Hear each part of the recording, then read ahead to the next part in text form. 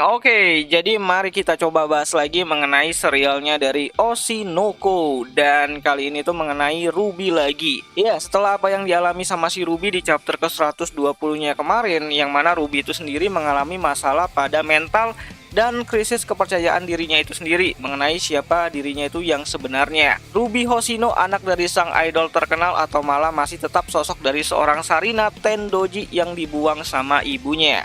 So, kalau dipikir-pikir ini adalah waktu yang cukup pas banget ya untuk memasukkan plot cerita di mana Aqua dan Ruby sama-sama mengetahui identitas asli mereka masing-masing di masa lalu. Di mana aku pikir saat Ruby berada di titik terendahnya, di mana ia merasa sudah tidak memiliki siapa-siapa lagi yang bisa dia percaya, Aqua mungkin bakalan muncul dan memberitahu kisah mengenai masa lalunya. Ya tentu saja nggak terang-terangan gitu kan, kayak Aqua datang terus ngomong, "Hey Ruby, aku ini adalah si Dr. Goro," gitu. Bukan gitulah gitu kan. Ya tentu aja akan ada satu plot di mana Aqua terpaksa menceritakan sosok dari Dr. Goro dengan sudut pandang yang lain. Seperti apa yang Aqua coba jelaskan pada si Akane ya mengenai sosok dari Dr. Goro yang merupakan kenalan lamanya pada chapter ke-75-nya itu sendiri. Jadi mirip-mirip seperti itulah nanti gaya bicaranya si Aqua. Ya, aku rasa Aqua juga akan melakukan hal tersebut terhadap si Ruby ya, untuk bisa membuat Ruby ini tuh kembali bersemangat. Tapi ya Ruby kan bukan orang yang bodoh banget ya gitu kan. Ruby tuh mungkin bakalan tersadar kalau tidak mungkin Aqua yang lahir bersamaan dengan dirinya mengenal sosok dari Dr. Goro daripada dirinya sendiri gitu kan di kehidupan yang sebelumnya, dan mulai masuk akal bagi si Ruby kalau sebenarnya aku adalah si Dr. Goro itu sendiri.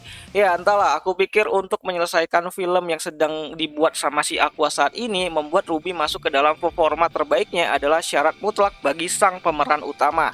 Aqua tidak ingin filmnya ini tuh gagal, dan menyelamatkan Ruby dari rasa depresinya adalah hal yang harus Aqua lakukan untuk menyelamatkan filmnya itu sendiri.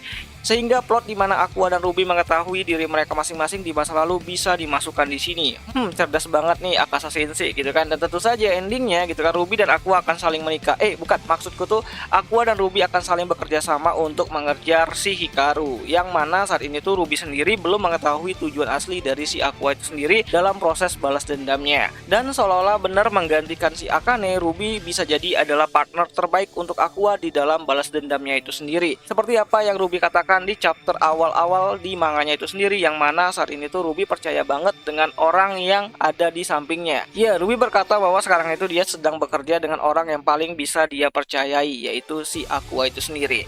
Bagaimana menurut kalian gitu kan? Apakah hal tersebut itu bisa terjadi atau tidak? Karena sekali lagi ini hanyalah andai-andaian dan cuman teori-teori aja gitu kan. Untuk pastinya sendiri kita harus tunggu nanti sampai chapter-chapter kedepannya itu keluar gitu kan. Apakah identitas dari Ruby dan Aqua akan terbongkar nantinya, atau malah sampai akhir mereka berdua itu nggak pernah saling tahu. Entahlah, coba kalian tulis pendapat kalian di kolom komentar. Siapa tahu menarik mengenai bagaimana cara identitas dari Aqua dan Ruby akan terbongkar nantinya.